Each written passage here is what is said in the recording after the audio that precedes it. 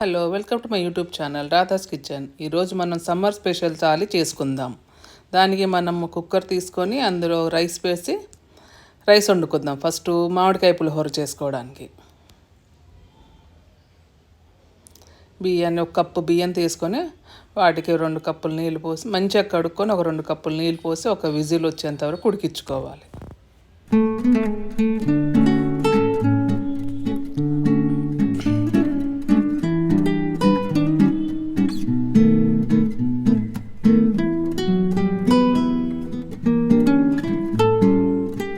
ఇప్పుడు అన్నం ఉడికింది, పక్కన పెట్టుకొని ఒక గిన్నె తీసుకుని స్టవ్ మీద పెట్టి దాంట్లో ఆయిల్ వేసి పులిహోరకు పోపు పెట్టుకుందాం.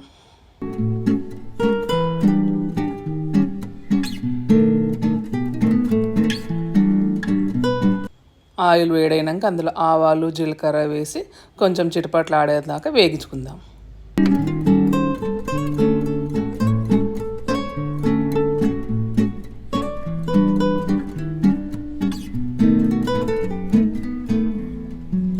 ఆవాలు జీలకర్ర వేగినాక అందులో ఇప్పుడు శనగపప్పు మినప్పప్పు పల్లీలు వేసుకుని వేయించుకుందాం.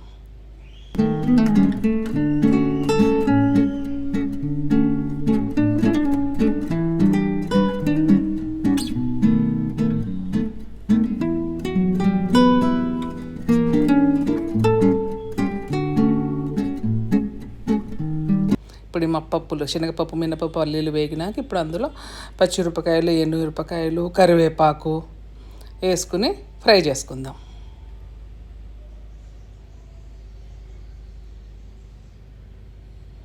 ఇప్పుడు బాగా వేగింది కదా పప్పు, అందులో పసుపు ఇంగువ కూడా వేసుకుందాం.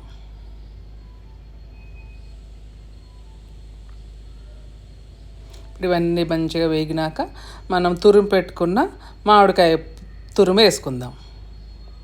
మామిడికాయ తురుము వేసుకుని కొంచెం కలుపుకొని స్టవ్ ఆఫ్ చేసుకుంటే మామిడికాయ పులిహోరకు పేస్ట్ రెడీగా ఉంటుంది. ఇప్పుడు ఈ రెడీగా ఉన్న మామిడికాయ తురుముని అన్నంలో వేసుకుని కలుపుకోవాలి.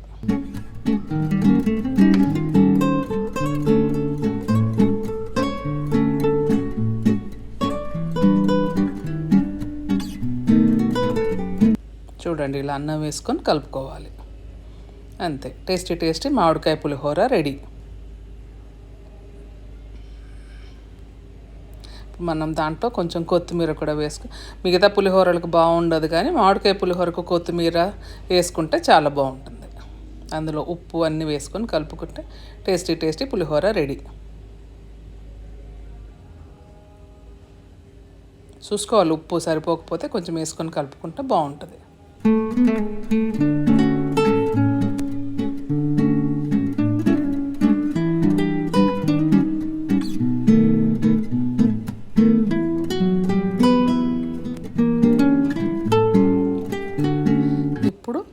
ఇప్పుడు మామిడికాయ పప్పు ఎలా చేయాలో చూసుకుందాం. కుక్కర్ తీసుకుని అందులో ఒక గ్లాస్తో ఒక పప్పు తీసుకుని మంచిగా కడిగి వాటర్ పోసి అందులో పసుపు ఆయిల్ వేసి ఒక చిన్న గిన్నె వేయాలి. ఒక చిన్న గిన్నె వేసి మూత పెడితే ఏంటంటే పప్పు పొంగకుండా ఉంటుంది విజిల్స్ వచ్చినప్పుడు.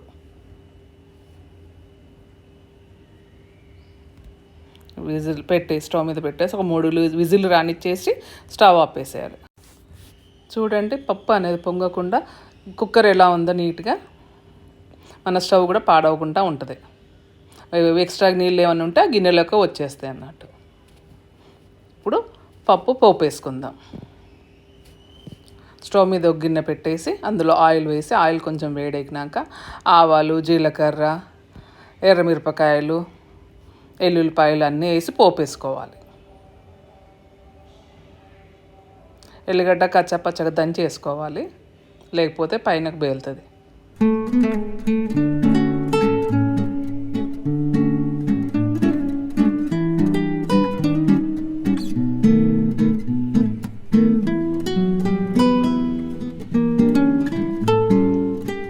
చూడండి, పోపు ఇలా వేగాలి. ఇప్పుడు వేగిన పోపులో కొన్ని ఉల్లిపాయలు కరివేపాకు వేసుకొని వేయించుకోవాలి.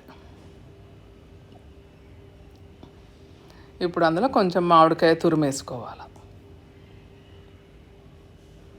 తురుము కూడా వేసుకొని మంచిగా కలుపుకోవాలి.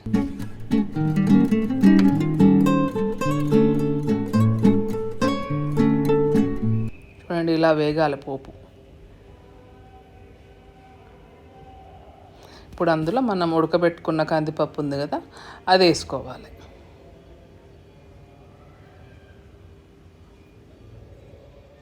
ఇప్పుడు అందులో మన టేస్ట్కి తగ్గట్టు ఉప్పు కారం వేసుకోవాలి.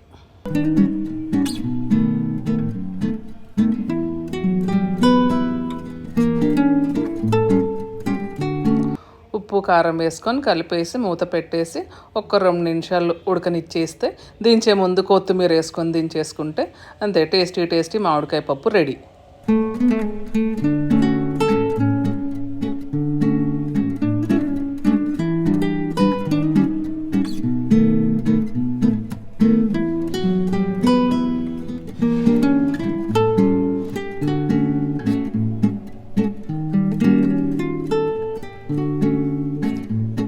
ఇప్పుడు మనం ఆలుగడ్డ ఫ్రై ఎలా చేయాలో వేసుకుందాం. ఆలుగడ్డలు ఉంటాయి కదా, తొక్క తీసుకొని ముక్కలు కోసి నీళ్ళలో వేసుకోవాలి.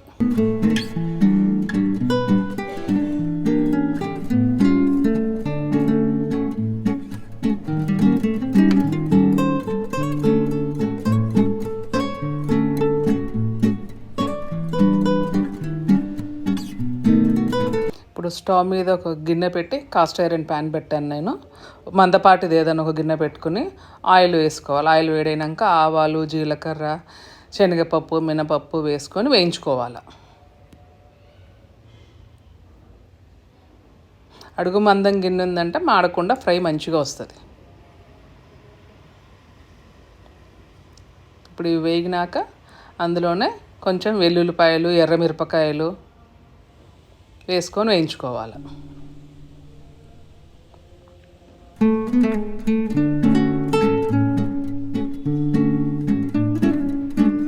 ఇప్పుడు అందులో పసుపు వేసుకోవాలి.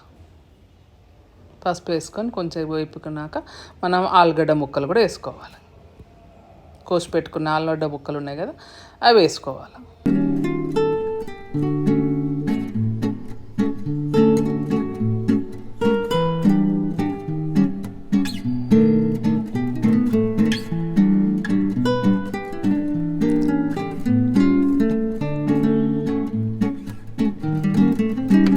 ఆలుగడ్డ ముక్కలన్నీ వేసినాక మంచిగా కలిపేసి మూత పెట్టుకొని మంచిగా మగ్గనివ్వాలి. ముందే సాల్ట్ వేసినాం అనుకోండి, ముక్కలు మెత్తగా అయిపోయి చితికిపోయి ముద్దలాగా అయిపోతుంది. సాల్ట్ ముందు వేయొద్దు, మూత పెట్టుకొని మగ్గించుకోవాలి. ఆలుగడ్డ ముక్కలు ఉడికినాక ఉప్పు కారం అన్నీ వేసుకోవాలి.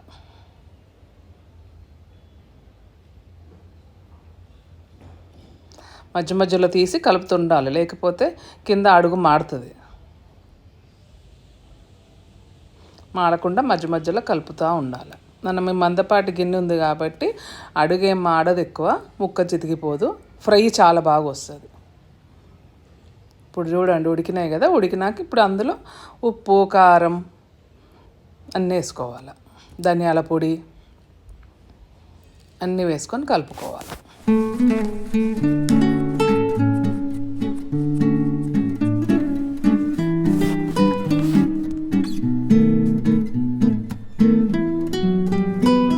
అంతే, ఇలా కలిపేసుకొని మూత పెట్టేసుకొని దించే ముందు కొత్తిమీర వేసుకొని దించేసుకుంటే, ముందు ఆ కొత్తిమీర కూడా వేసుకొని దించేసుకుంటే ఆలుగడ్డ ఫ్రై రెడీ.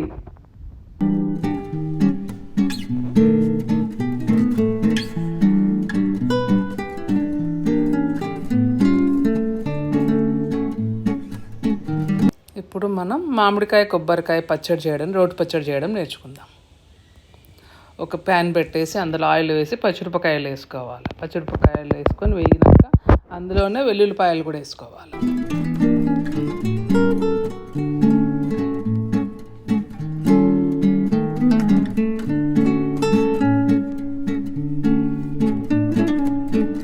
అన్ని వెల్లుల్లిపాయలు పచ్చిమిరపకాయలు వేగినాక అన్నీ తీసి పక్కన పెట్టుకోవాలి.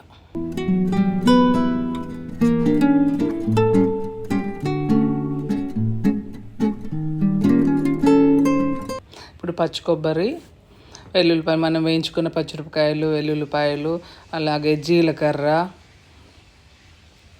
మామిడికాయ తురుము అన్నీ వేసుకొని మిక్సీ పట్టుకోవాలి. చూడండి ఇలా మిక్సీ పట్టుకొని ఒక గిన్నెలో వేసుకోవాలి. ఇప్పుడు పచ్చడి పోపు పెట్టుకుందాం. స్టవ్ మీద ఒక గిన్నె పెట్టుకొని అందులో ఆయిల్ వేసి పోపు గింజలు వేసుకోవాలి. ఆవాలు, జీలకర్ర, శనగపప్పు, మినపప్పు అన్నీ వేసుకొని ఫ్రై చేసుకోవాలి.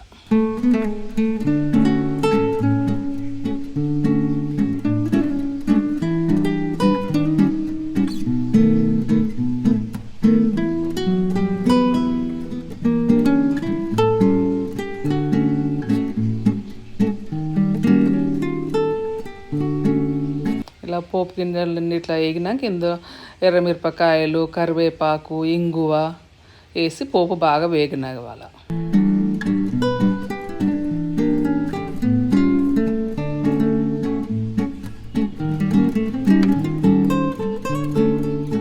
ఇలా బాగా వేగిన పోపుని మనం మిక్సీ పట్టి పెట్టుకున్న పచ్చడి ఉంది కదా, పచ్చడిలో వేసుకొని కలుపుకోవాలి. ఇప్పుడు మనం చింతపండు పచ్చి పులుసు చేయడం నేర్చుకుందాం. చింతపండు తీసుకొని మంచిగా కడిగి నీళ్ళు పోసి నానబెట్టి పక్కన పెట్టుకోవాలి.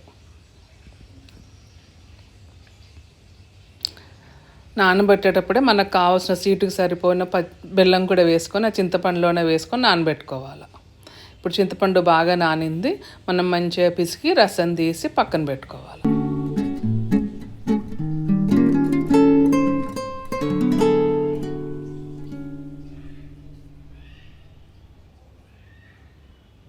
ఇప్పుడు మనం తీసిన చింతపండు రసంలో ఉప్పు, నువ్వుల పొడి, మనం సన్నం కట్ చేసి పెట్టుకున్న ఉల్లిపాయలు వేసుకొని కలుపుకోవాలి.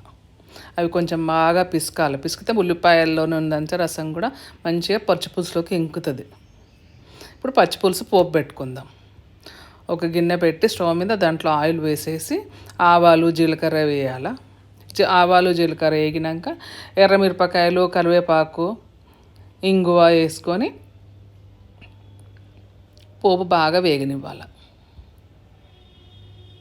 అందులో అల్లం వెల్లుల్లి కూడా వేసుకోవాలి. పచ్చిపులుసుకి అల్లం వెల్లుల్లి టేస్ట్ చాలా బాగుంటుంది.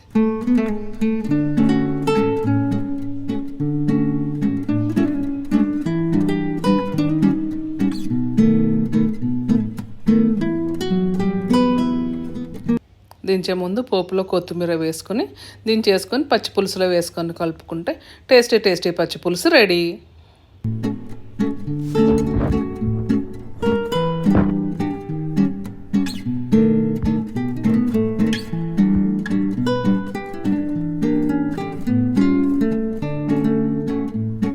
ఇప్పుడు మా సమ్మర్ స్పెషల్ థాలీలోకి special item puri mango juice చేయడం నేర్చుకుందాం.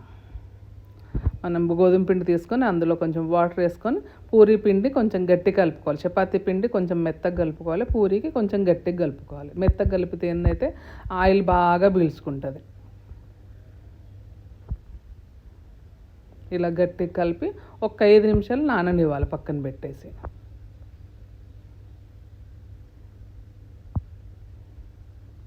ఇప్పుడు నానిన పూరీ పిండిని చిన్న చిన్న ఉండలు చేసుకొని పూరీలు ఒత్తుకోవాలి.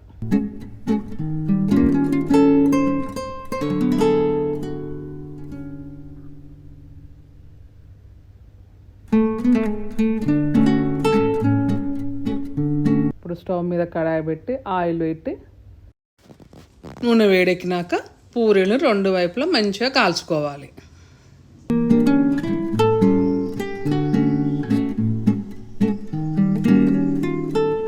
చూడండి పూరీలు ఎలా బెంగుతున్నాయో. అంతే, టేస్టీ పూరీలు రెడీ.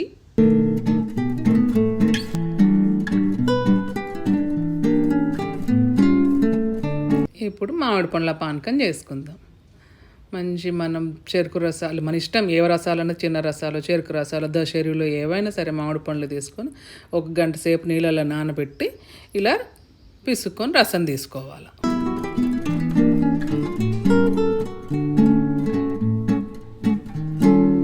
అంతే, మామిడి పండ్ల పానకం రెడీ.